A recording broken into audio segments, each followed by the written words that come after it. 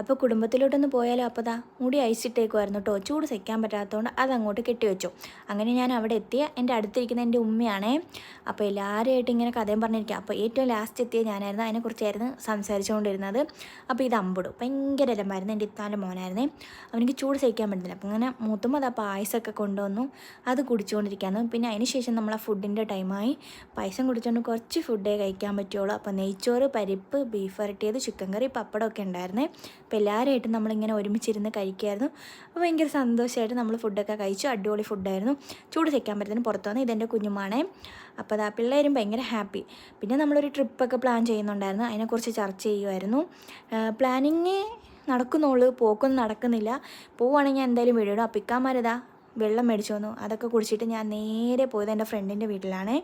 അപ്പം എൻ്റെ ബെസ്റ്റ് ഫ്രണ്ടാണ്. പിന്നെന്താ അതാ അവളെനിക്ക് ചായ ഇടുകയാണ്. പിന്നെ അവൾ ചായയൊക്കെ ഇട്ട് വന്ന് കുടിച്ചു. കുറേ നേരം ഞങ്ങൾ അവിടെ ഇരുന്ന് കത്തി വെച്ച് അങ്ങനെ ഇരുന്നു കേട്ടോ. സമയം പോയത് അറിഞ്ഞേയില്ല. പിന്നെ അതിൻ്റെ ഇടയ്ക്ക് അവളെ ഉമ്മ വന്നിട്ട് അവളെ ഉമ്മ അടുത്ത് സംസാരിക്കുന്ന സീനാണ് ഇത്. അപ്പോൾ അവിടുന്ന് ഞാൻ പോയപ്പോൾ ഒരു 6-6:30 മണിയായി. വീട്ടിലെത്തി. Okay bye friends.